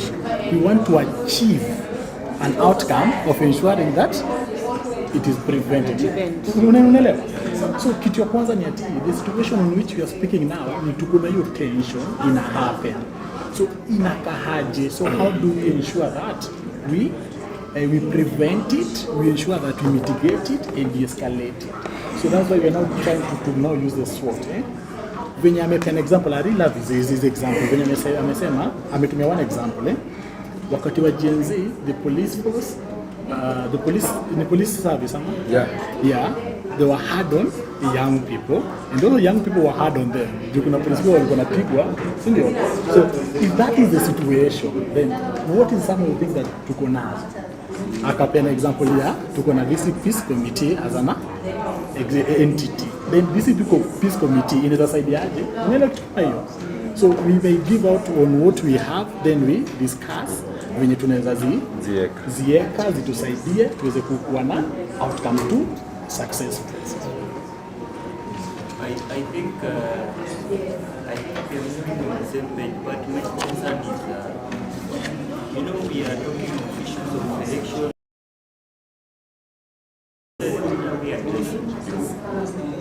Is it mambo ya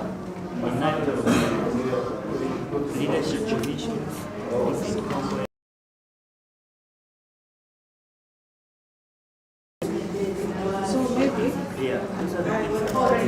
now, like this is the work that we are supposed to do. For example, the way I say we have youth participation, we are seeing youth are there.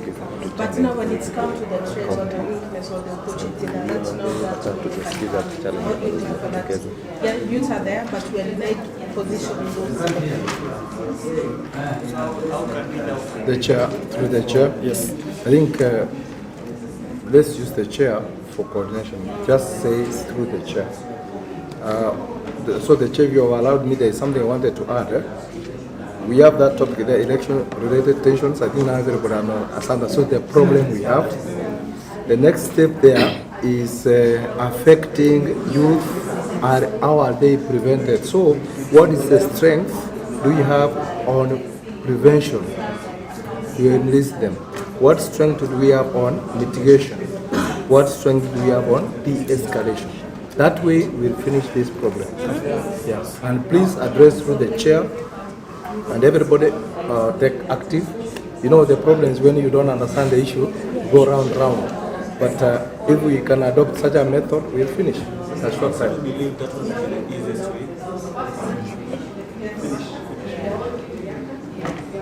That one is the easiest way to approach this problem. And that's why I say before we get into coming up with those solutions, we have to identify the meaning of this prevention. What are the types of those prevention? Mitigation. What is mitigation? Because some of us here don't understand what is mitigation. The third thing, the escalation. What does the escalation mean? And how do we apply it? And then after there, we now come to the SWOT, whereby we deal with the strength, identify the strengths of prevention, mitigation, and de-escalation. The other 4.4, and we are done. Chair, if you may allow. So, my name is Oscar. The early warning, early response officer. Question 2. It's trying to look at question: are election-related tensions affecting youth currently? Okay. Yes. So when we are at a particular category, I'm just trying to see what the close response. Chair, please continue. Yeah, we're done. Thank you. Thank you for that. Okay, now we can continue. What is prevention? Someone to just say it in simple terms and give an example of how we can prevent election-related tension. Kwa Kiswahili, prevention ni nini? Kuzuia. Simple. How do we prevent this election-related tension? So, for example, by creating awareness, giving young people room to discuss. The way I've been talking about where the young people present. So, are we giving the young people the rooms to give decision or make decision for themselves? So that's what we do, and also creating awareness, community engagement. So through chair.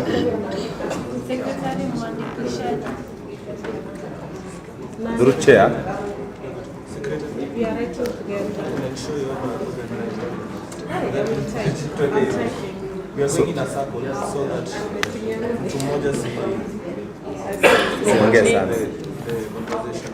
So we go in prevention, community engagement, like we engage the community kama tunatoka so kuna watu wataona vitu kwa social media, lakini watu wa mashinani we have to go down to the community to create awareness. Kwa sababu wao watakuwa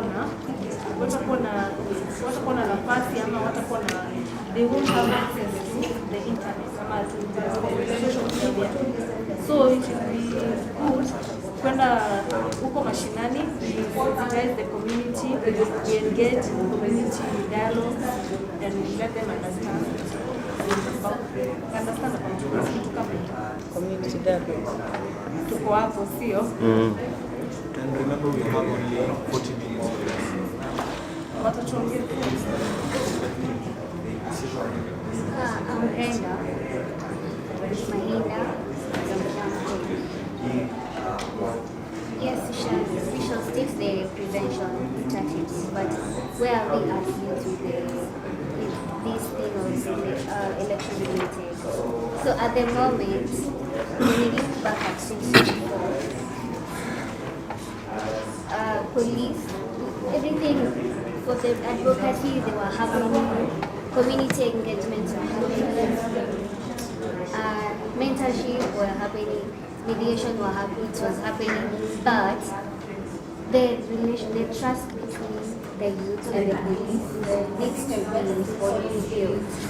I think that is the issue.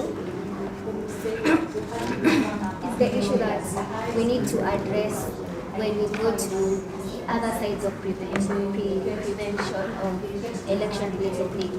The relationship between the youth and the police needs to be, the rebuilding of the trust needs to be rebuilt. For us to work on this, we can work on the community level, can be good, but are the youth really able to trust the police? Are the police able to trust the youth? Because are the ones who are, these are the public figures that are able to relate with. Yeah. So I do believe you have understood the meaning of prevention. For example, there are a lot to mitigation. What is mitigation? Anyone can say the meaning of mitigation and then they can give examples. Through the chair, maybe in a layman's language, I understand mitigation as a way of coming into curb something that is yet to happen.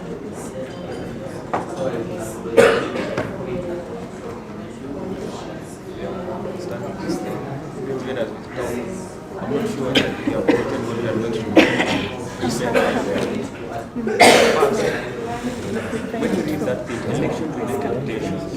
according to me, I think we should identify the tension, then we write it down. We talk about the tension that we have identified, then we go to the strengths, how we can reduce the tension. That is what we are calling de-escalation or something like that. So according to me, as I'm reading it, election-related tension affecting youth, specifically youth. Put there goonism. Then we talk about that goonism. We dig deep, we find how we can reduce that goonism. And then we move to preventing it. Then we go to mitigating it. So that we discuss that, we find what we are going to present.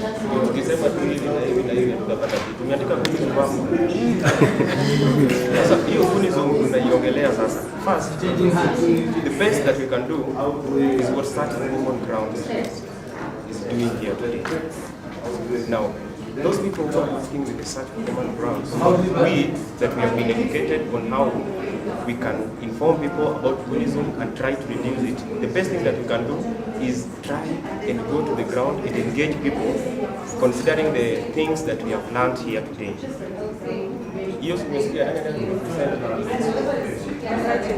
Andika vizuri kabisa ndio tuwe na points. Hiyo goonism lazima tuangalie kabisa. Second, rigging of elections. So we can talk about that now. The last one, making sure the aspirants are informed of misuse of youths. Ndio mtu akikuja kikupea 2,000 kwambie sasa wewe unataka kuongea stocks vibaya sana.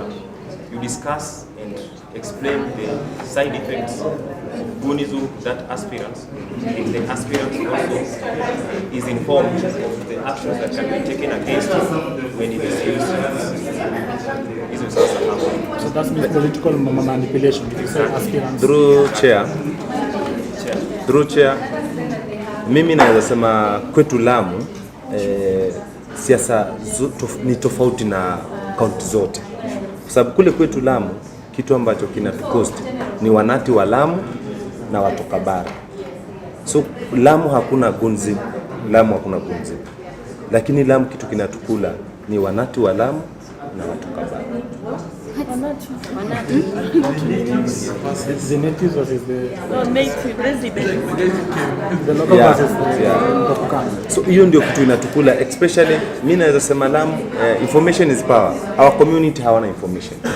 So wana lack of information, na ndio unakuta wanasiasa wanatumia hiyo loop na hiyo njia ya kugawanisha between mkabila na Mkristo. So kule kuna vita mbili, religions, tribalism iko juu. So hawa ni Waislamu, hawa ni Wakristo, na hiyo ndio inatukula Lamu peke yake, hakuna kitu kingine. So because right now I am for 12 your issues, I will have 5 issues. Those 5 issues we are supposed to trickle them down. How do we really in that prevention? Season the issues shida zetu tunakumpa tunatoka. So in those issues, for example, the issue of goonism. Now we are young people, that's youth-led. Those are one of the issues that's affecting us as young people. Now what is really our strength? How do we curb goonism? What is really the threat if we want to curb goonism? So I think because of time, I think I was saying, you're the last one to speak. Okay. You see, kila mahali it's different. Like I think hiyo mambo na goonism and culture. No, culture na request basi. Different kama because that's it's based in clans fight over your space here. Maybe I'm from this clan, so I have to be a leader because I'm from this clan, and you're from this clan. You don't have like tension about clan.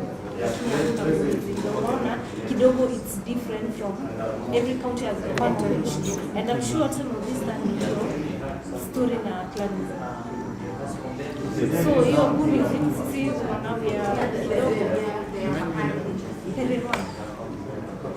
Now we have to come up to a conclusion so that to secure down.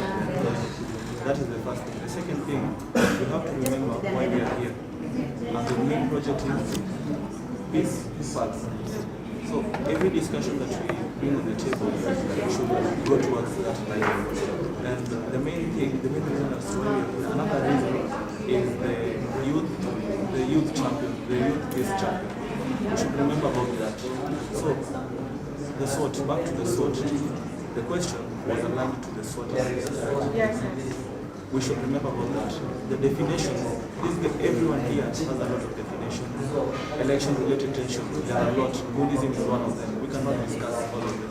We want something that can bring all these things together and come out with a solution that can sort almost all of them. We can pick one issue. Now, we have to get clear. And for me, I thought he gave us the best way of approach. Maybe what you can do, you tell somebody the approach and they decide to go with that approach instead of each and every one of us having an idea of his own way of approach. Let's choose his and then we go with that one and we make it better. Chair, something, maybe some small contribution. I'm Mary from Mombasa County.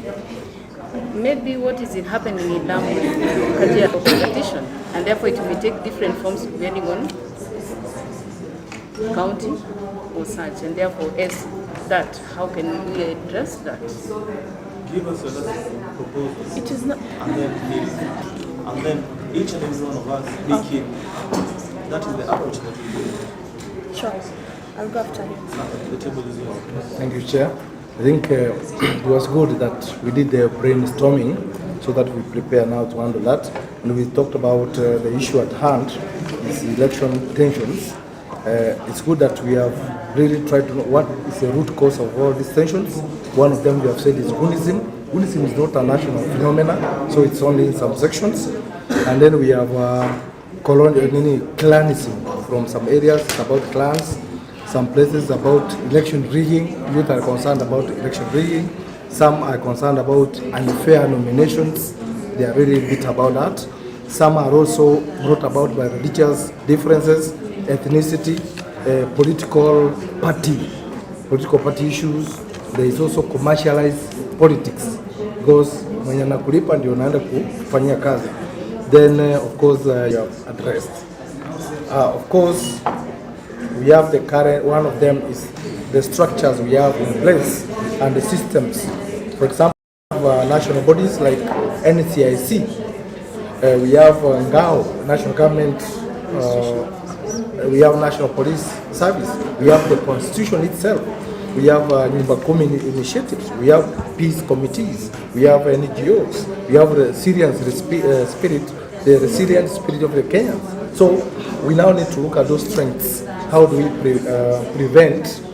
What strengths do we have which can enable us to prevent these tensions? As we continue with the way forward as to how the project, I'll start with the strength and give you something.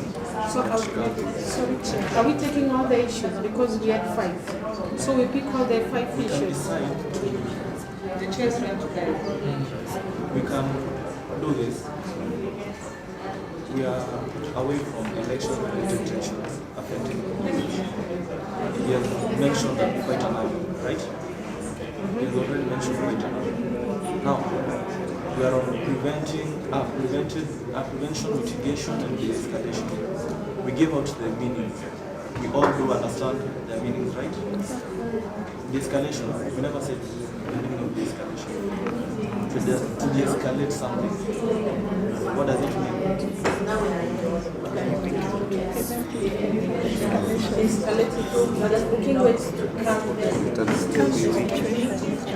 Aligning this question is the SWOT analysis. Now, the SWOT analysis, we start with the strength. Say, and on the strength part, let me say something, and then I will give you the okay? Strength. What youth-led actions are already working to calm tension? That's a question we should ask ourselves. What assets do youth champions bring? That's another thing that we can discuss on. What trust on networks do we already have in this county? Have you understood? Yes. So Chair, just raise your voice and just pick. So the way he has said, he has given us the different questions. So through his questions, let's answer the questions. Then we'll be getting to whatever you want. You just say the question, then people to share. Now, by the way, my name is Odem. What youth-led actions are already working to calm these election-related tensions affecting you? What youth-led actions are already working to calm this tension? Through the chair, my name is Harriet. I come from Machakos County. So I will address my question through the scenarios in Machakos, and then you'll be able to pick using the SWOT analysis. So coming from Machakos County, Machakos Town constituency to be people from different parts of Kenya, and then it has so many institutions. So youth from different parts of Kenya are now in Machakos, which is a strength that everybody that youth have numbers. But now coming to these numbers, they even during the mass registration of elections, many of them actually had to convert to be the voters in Machakos. So that is an opportunity for them to see that they're getting numbers, but it is somehow a threat because the youth in Machakos right now, most of them have started forming these two groups of maybe approaching the politicians in a way that they can get, when you are formed in a group, you can easily be funded. So for them, they think that organizing these groups will actually attract funds for them. But in the other part, we're seeing the Gunism part, because every politician is now having his own youth from different parts. So when it's coming, yes, it is an opportunity for the youth as numbers, but it is also being seen as something different because they're going to engage, because it is politician A versus politician B, and youth for politician A has to prove they are powerful than the politician B, and they're also recruiting. So even people using the county channels, but it's not that effective. So maybe as a youth ambassador or as people championing for youth, how can we maybe come in to change the mindset, can actually have influence over them, and maybe change the mindset of this Gunism and give them the perception of having peaceful elections? Because I think that is the main problem. Because like for example, in Machakos there's large energetic youth population because of coming together. The weakness is sometimes the youths are many. We have limited skills and conflict resolution will require. There are the opportunities we can train the youth. The training the youth as peace ambassadors. The church, political incitement, and I think from that's what I've gotten. There's something I've left out, opportunities and the threats that maybe the youths in Machakos are facing. Maybe I've not written Machakos because it's outlining for us. Thank you. I think one of I think one of the actions that I have seen already that is working from where I come from, I think that there was a I think let me say the national stakeholders of government, or the national government, to integrate youth organizations into the structures of peace building and networking that are already existing. Because maybe we do not, youth organizations or other youth or even youth leaders do not even understand that there are structures that can help them get information so that they can prevent anything that is going to happen within their locality. So I think there is a deliberate, I can say there is integration of at least youth serving organizations with other structures that promote peace, especially in this particular time and period of shooting campaigns.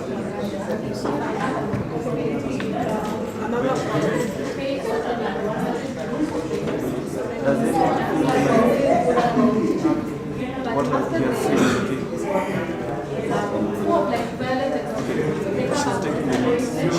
Articulate So maybe to add another point on what the lady was saying, for example, as young people, we are always social media. So that one can be used as a strength.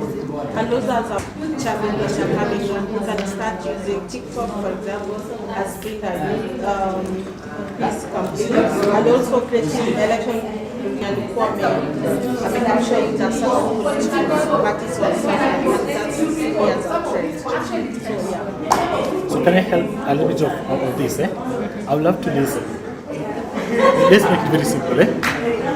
From the area you come from, all the county, what are some of the activities that young people are doing that enables that are trying to address the issue of election tension? What is that? I'll appreciate if somebody just say, even if just one word. Let's say anything. I'll give example. For example, in my area, there's a lot of economical activity. Nairobi, Madara. So there's that economical empowerment that inaoleta pamoja, wanacha focus for the wanasiasa. Pesa wanasiasa ndio wanajiprepare. Let's wrap up. 10 minutes. The chair. I happen to be around these social circles where there are three things that I've noticed that are taking place right now. When it comes to escalating from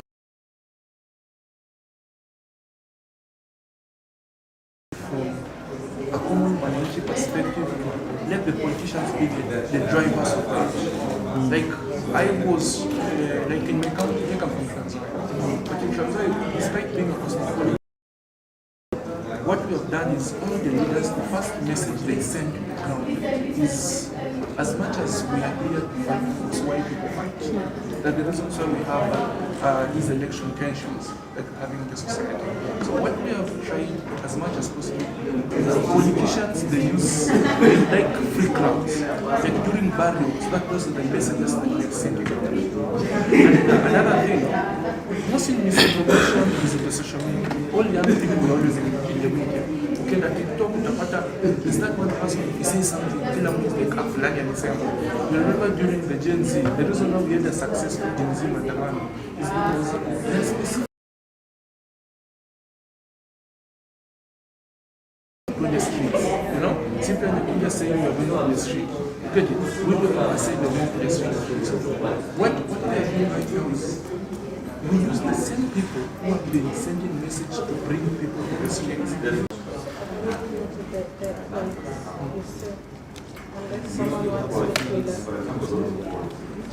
Share you guys. Let me share. See, just see, the point here said I've written it down to strengths, opportunities, and everything. I think you are progressing well. You are progressing well. Like for him, maybe to share it up, I've noted the peer-to-peer influence when he was talking about Ademba. Ademba is a young person who analyzed the Gen Z that time. So that's our strength and everything about it. Also, sometimes we can identify the early warning in the community because of intimidation. We keep quiet for the 2 points. Now we are at 5.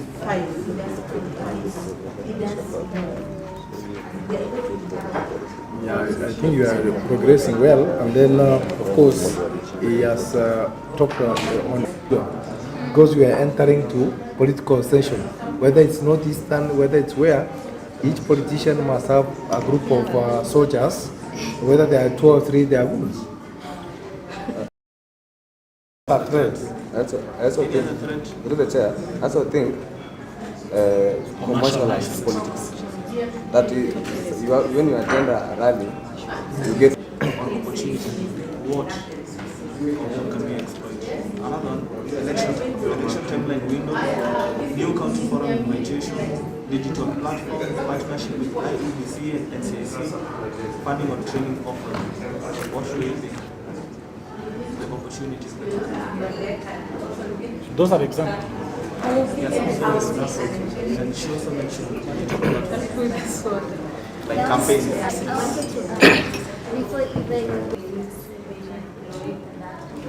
Okay, I would say political campaigns because she gave us an example, digital campaigns on the online platform. We can also do the against campaign via the online platform. But you see, I was thinking, you see the way she was saying, it's easy for us to be to trickle down. The way you said, we can use, I think you said about online, digital. So if that's our strength, how do we really trickle it down? What is really our weakness? You know, this is our weakness. All we get, this is the opportunity that we have. Maybe we have, the way said, for example, we have numbers. Sort of the numbers, what is the threat are we going to face? Misinformation? Yes, misinformation. So if you can trickle it down to that one line, because I'm making something like a table. Umenipata vizuri. Thank you. But I was suggesting. But I've already gotten it. We can also do online campaigns very well. But also the physical thing of just online. Yeah. So offline and online.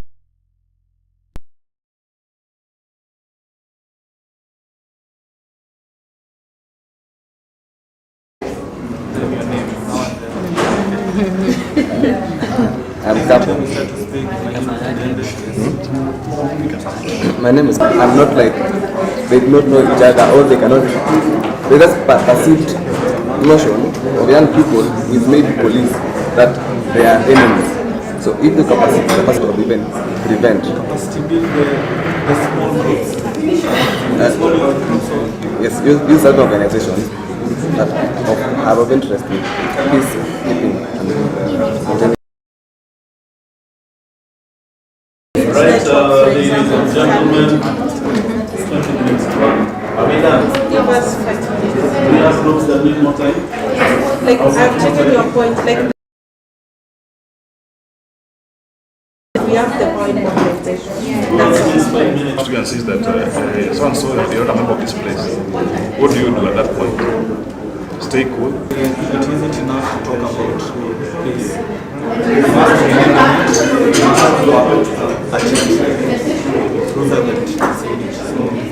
Thank you. My name is Franklin from Mombasa, Nairobi and Kisumu.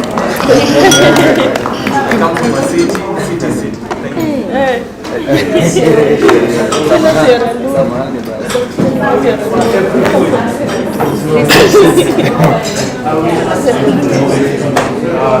Okay, let's sit down. Let's still sit in our groups.